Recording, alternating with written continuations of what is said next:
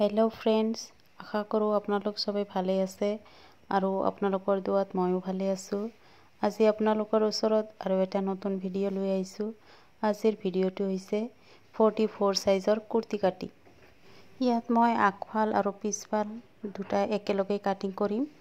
প্ৰথমতে মই কান্ধিৰ জোখটো লৈছো 8 ইঞ্চ আৰু বডি 44 ইঞ্চ 4 ভাগ কৰি এক ভাগ লৈছো 11 ইঞ্চ।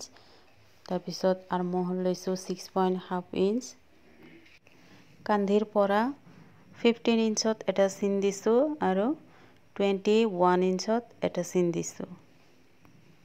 এইটো যেহেতু 44 সাইজৰ কুৰ্তি কাৰণে মই 15 ইঞ্চ লৈছো আৰু ফালাটো 21 ইঞ্চত লৈছো। এয়া বডিত লৈছো 11 ইঞ্চ, মাজত 10 ইঞ্চ আৰু ককালত 11.5 ইঞ্চ লৈছো। ঘেৰটো মই ককালতকৈ 1 ইঞ্চ বঢ়াই দিছো 12.5 ইঞ্চ লৈছো ঘেৰটো। বডিৰ পৰা 2 ইঞ্চত এটা চিন দিছো আৰু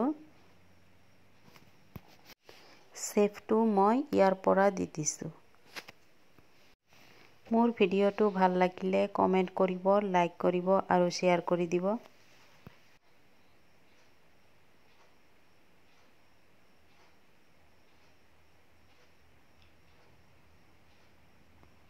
ইয়াত মই সিলাইৰ বাবে 2 ইঞ্চ কাপোৰ এক্সট্ৰা লৈছো। আপোনালোকে ইয়াতকে কমেও ল'ব পাৰিব। ইয়াত মই 1 ইঞ্চত এটা ৰাউন্ড চিন দি দিছো। ইয়া ধুনিয়াকে এটা ৰাউন্ড চিন দি দিছো। এইটো হৈছে পিছফালৰটোতকৈ আগফালৰ কাপোৰটো হাফ ইঞ্চ কমাই দিম, তেতিয়াহে আমাৰ ফিটিংটো ধুনিয়া আহিব। কান্ধি লৈছো 4.5 ইঞ্চ আৰু বেক নেক 3 ইঞ্চ। আপোনালোকে বেছিও ল'ব পাৰে। নেকটো যেহেতু ৰাউন্ড হ'ব সেইকাৰণে মই ৰাউন্ড এটা শেপ দি দিছো। এয়া চাওক মোৰ চিন দিয়া শেষ হৈ গ'ল। এতিয়া মই কাটিং কৰি লম। কুৰ্তি কাটিং একদম ইজি। আপোনালোকে একবাৰ নিশ্চয় ট্ৰাই কৰি চাব। এয়া চাওক 44 সাইজৰ কুৰ্তি কাটিং হৈ গ'ল।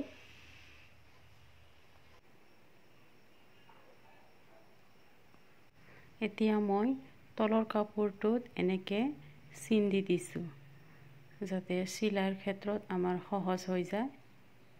এয়া সেম চিনটো মই দি দিছো আৰু মেইন কাপোৰটোৰ ওপৰত বহুৱাই কাটিং কৰি লৈছো। ধন্যবাদ।